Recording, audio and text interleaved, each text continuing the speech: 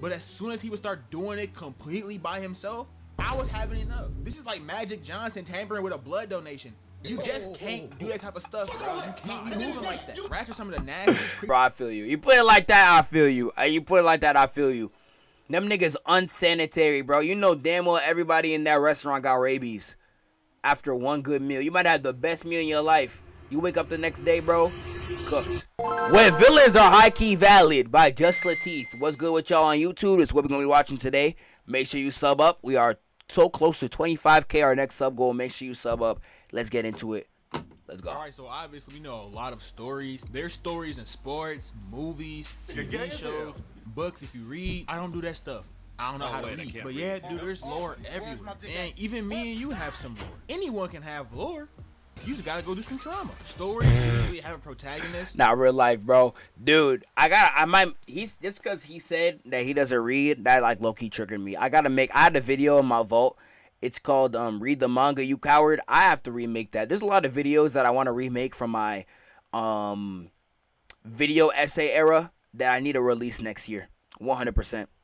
AKA the hero, and an antagonist, AKA the villain. And in a typical story, the hero is always good, the character of morality, a noble being. And then the villain will be portrayed as some hating ass nigga who just be causing damage because they feel like it. Or they might have some weak ass reason, like them losing a race on field day back in 3rd grade, which directly caused them to lose their John to the fastest kid in school. Low key, that story kind of valid though. I'd be mad at having Me Too, twin, don't worry. But every so often, there's a case where the villain hate is truly warranted. Like, they might still be bad, but you can completely understand it. In other cases, the villain was actually the good guy all along. Just mad misunderstood. And I got hella examples of these two archetypes in this video. But before we get to that, please sub. We're nearing the 10K goal. So actually, like, yeah, we hit it. Let's go. WMS. Thank you. Thank you. All right, on to the video. First example, and the most known and common example of this archetype in recent history is Killmonger, which doesn't even take much thinking if you read the comic. Yeah, Killmonger, I'm not gonna lie, bro. He was generational, bro.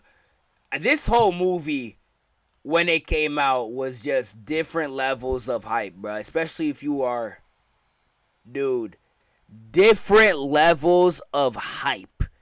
Different levels of hype. Killmonger had different levels of clout. He was so goated, dude. Niggas was copying his dreads for every single fictional black person in existence for like years. I think they just now finally stopped. Crazy out here, bro. Everything Killmonger did was warranted. Was he a hate-filled ass nigga? Yes, but like, how can you not be after what Wakanda did to his pops? The king literally pulled up to him in his father's crib in Oakland and slimed out his dad while he was outside running hoops with the boys. Literally. Don't get me wrong. I understand why T'Chaka was upset, because Njobu was literally selling vibranium to Claw, which betrayed all of Wakanda and is a big no-no. But instead of dude, he should have just locked him up and took in younger Killmonger because he's innocent and was Wakandan himself. He's your people. What are you doing? And the worst part about this is that Njobu was T'Chaka's brother. So you slimed out your blood brother over these crimes and left your nephew out and about in Oakland, California. Crazy. Yeah, his dad was mad wrong for that. Yo, T'Challa's dad was so wrong for that, bro. I know that was the main lesson of the movie, and where T'Challa was like, "You are wrong. All of you are wrong." You know that? Bro, nah, when you put it in that like that, he was so wrong for that, bro. There's no justification. There's no justification for what he did. That's your neff, nigga. That's crazy. All alone? That's a death wish. Because what if bro started banging sets? He wouldn't have made it past 25. So oh, God. Oh, God. What if that nigga started banging sets? It was in Oakland. In Oakland, California. All alone? That's a death wish. Because what if bro started banging sets? He wouldn't have made it past 25. So Killmonger wanting revenge against Wakanda and making his entire life goal to achieve it is definitely understandable. I messed with Wakanda, but that was some peak hole stuff by T'Chaka. And bro had the nerve to live the rest of his life as if he was some pure loving man. This next one, y'all might not see initially, but for real, trust me on this one. That short chef from Ratatouille, yeah. Official name, Chef Skinner. That man was 1000% correct. I don't care what anyone said. I don't know about this one. I don't remember Ratatouille like that. I don't know about this one. We gonna have to see your reasoning, buddy. I understand the message. What y'all thinking, chat? Chef Skinner. I feel like he was wilding in this movie, bro. I feel like he was wilding. One can reach their goals and pursue their dreams. And they represented this with Remy having a natural ability to cook delicious eats. But like, if we look at this from a real world perspective, not even that, but just a logical perspective, this gotta be the nastiest shit ever. I love this movie, and it's one of Pixar's best ones. But to act like a rat cooking your dinner isn't nasty as hell would be insane. Remy was throwing down the entire movie when he was controlling the redhead nigga under his hat. But as soon as he would start doing it completely by himself, I was having enough. This is like Magic Johnson tampering with a blood donation. You just can't do that type of stuff, bro. You can't be moving like that. Rats are some of the nastiest. Bro, I feel you. You put it like that, I feel you. You put it like that, I feel you. Them niggas unsanitary, bro. You know damn well everybody in that restaurant got rabies after one good meal. You might have the best meal in your life. You wake up the next day, bro, cooked. Cooked. Whole body burning. Tough.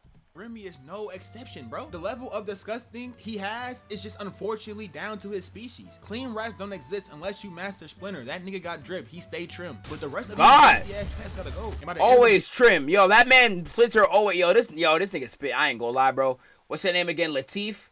I ain't gonna lie, you been spitting. We're only 3 minutes in. I ain't gonna lie, I can tell you a real nigga, bro. High key. He had his whole family helping out in the kitchen. It gotta be funky as hell in there. And the chefs were just letting it happen. Like, people luckily found out that it was going on. They was not going for it. And the restaurant closed down because of that, which was the opposite of Skinner's goal. Like, he was a hard ass, but in the end, he just wanted the restaurant to stay open and remain successful. And Remy screwed that up for him completely. Third, we have the most powerful dude in this video, Magneto from X-Men. Unlike the last example, where the humans were right, we was wrong as hell in this situation. In the Marvel Universe, there's this blatantly racist situation where humans hate on mutants, aka people born with insane power sets and abilities. And although a good portion of these mutants save the world from threats time and time again, humans literally don't give a damn. Like, they'll still hate their guts and protest to kill them all. And you can say, so Hitler is a real hero, nigga. What? Because Killmonger was acting just like those who hate the white colonizers, and he does the same thing against them if he could. A race war, he's a racist.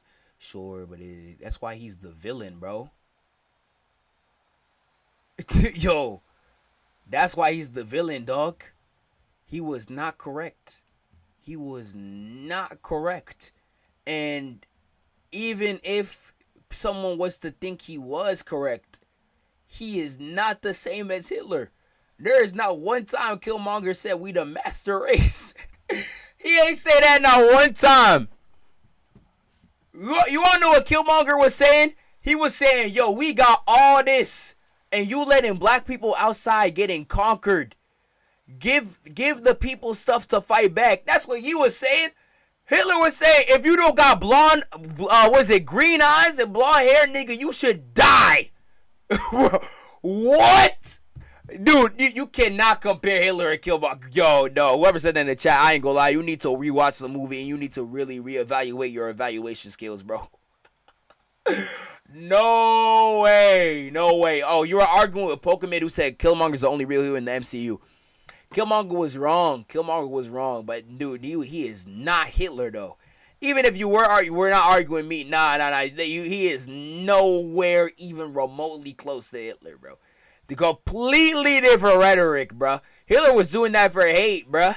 Like, nah, that's crazy. They're both wrong, though. Has anyone made a video on Stranger Things? I've done season 1, and I'm gonna do one on the rest of the show. My season 1 did pretty good, so I'm gonna run it back on the rest of the show. I hope it does pretty well. It's gonna be a very long video too, so we're gonna get on that, bro. Let's go. Is he going though? Maybe they're just. I just had to see that. I just saw that comment. I had to say something, bro. And humans literally don't give a damn. Like, they'll still hate their guts and protest to kill them all. And you can say, well, Teef, maybe they're just scared of them. They're scared of the mutants. Okay, being scared does not make the racism valid, as you can very much clearly compare to real world scenarios. And the worst part of this is that the humans would glaze any other hero, even the ones with real literally, bro, as long as they weren't born with them. For example, the Fantastic Four. Them niggas are literally treated like royalty in the universe. Same for Spider-Man. Like, the dude is literally sticking to walls, and in some cases can naturally make web out of his body. You can't do that, huh? No. And it's not like Peter Parker's identity is public, so they have no shot of knowing whether or not he was born like that or not. They don't know. But they still choose to love him. But then they hate on the natural born mutants. Like, that's just some cooked stuff right I'm saying, bro. Today, Magneto's goal is to just prevent his race from being decimated to smithereens. And the way he sees to prevent this is to have complete dominance over humans. Now, if I was in Marvel, would I want this? Hell no.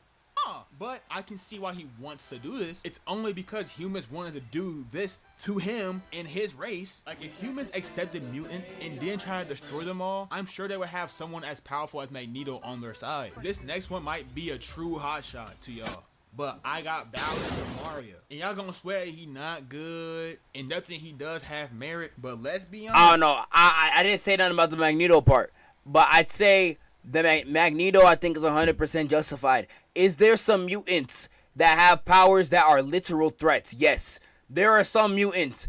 They literally activate their powers. They are blowing up an entire city block and they don't know how to control it. There are some mutants that are not good. But the racism on them make no sense though. Made no sense. But like Magneto, Loki, I don't know. I be rocking with Magneto sometimes, bro. Hi, Saki. Hi, Saki. He don't. Have you seen the comic panels of Red Skull calling out Magneto? I have not. I have to look that one up. But let's be honest. Let's just be real. He don't be kidnapping Peach, dog. Peach is Bowser's sneaky link, and she wants the world to think it's kidnapping because how do you look going for Turtle Dick? Mario has saved Peach approximately 68 times. Every time he saves her, the most he gets is a kiss on the nose or some weak-ass thank you message. Like, it's clear he ain't clapping no buns. We know, because look at how Luigi be with Daisy. You know he clapping them cheeks. To make matters worse, if Peach didn't want to get kidnapped, she would have definitely upped her defenses in some real way. life. You go 40 years of getting kidnapped by the same nigga. It's completely absurd. The icing on the cake is how when Bowser Jr. I was just about to pull this up. Bro, he literally said, this is my mom. Peach ain't even deny the fact that it was gonna happen. She was just confused. She ain't even deny the fact. She was like, bro, her reaction already should completely prove the theory that she out here messing with Bowser, bro. Hold on, he's gonna play it. Mario in Mario Sunshine, he called Peach his mama, and Peach's reaction was genuine shock, and it came off as if her secret child was exposed against her will. And I know at the end of the game, Bowser confirmed that, yeah, she's not his mom, but her reaction was sketchy as hell. Mad sketchy. She ain't even denied the fact. Bro. She was like, oh, there's not one line that comes out of Peach where she says, I'm not your mom. She says, I'm your mom, ? I want you to see that cutscene. She's not his mom. But her reaction was sketchy as hell. The cherries. It doesn't show here. Where you say, Mama, I'm your Mama Peach, and she says, I'm your mom, ? It was a question mark. It wasn't even, I'm not your mom. There was no denial. It was nothing. She was legitimately like there was a possibility. I want you to realize that her reaction gave off that there was a possibility that was the case. Like, bro, I'm telling you, bro. Hell nah. Be the ending to Super Mario Odyssey. If she really she would have easily took his flowers. Look at this scene. What is she doing? But instead, she got mad and walked away. And rejected both. One of these niggas kidnapped you. Oh yeah, all right. And the other one saved you, and you gonna shoot the both and rejected both. Yo, Mario actually a cuck. I'm not gonna lie. Nah, this scene, nah. Saying it like that is crazy, dude. You rejected the nigga that kidnapped you and the nigga that saved your life, bro. I'm not gonna lie, Mario, you are a cuck. Yo. Now this is terrible looks. Nah, this is awful looks, bro. This is horrendous looks. She's definitely going for Bowser anytime. Nah, bruh. Balls to see it. Luigi probably singing no role model to that nigga on a nightly basis. Like, it's bad out here, bro. It's getting really scary. Bowser not evil for real. He is just in a 40-year situationship that's gone way off the rails. Just like me for real. Next, we got Red Hood. Real life. Now, Red Hood isn't necessarily a villain. He's an anti-hero. But when he wanted to kill Joker, some iterations wanted to pay him as somewhat of a villain, which is just cooked, because Red Hood is Jason Todd. who used to be Robin. And he was the same Robin that was tortured and unalived, and that abuse lasted for at least 2 years, if not longer. This goes for the Arkham universe at least. I don't know about the other ones, and he but literally, regardless, he literally dies, by the way. He literally dies and gets revived by the Lazarus pit. He does not just get tortured. He literally dies. He dies to the Joker. He dies. Like, bro. He left for dead. He is so justified. He literally dies, bro. By everyone. As Batman, I wouldn't let that slide. I would have found my boy and saved him before the second day. That's just me though. But Bruce not like that. Facts. Hashtag fraud watch. And when Red Hood pressed Bruce about unaliving Joker, he just swore to his soul that he couldn't do it, because if he did, he would be no better than him.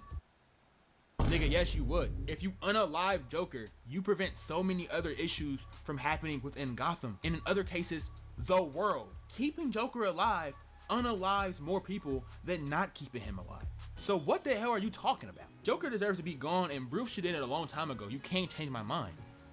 Next, we had my favorite NBA player of all time, Kevin Wayne Durant. Damn. What you gonna do to validate Kevin Durant? Now, I love Kevin. I'm not gonna lie. I love my nigga KD, bro. I used to be a big KD hater back in high school. I was even that big in the NBA, but bro, I was a LeBron fan as usual. LeBron was the biggest player. This nigga I knew whenever I was watching basketball. It was him and Russ. My favorite players were LeBron and Russ. And I loved Russ.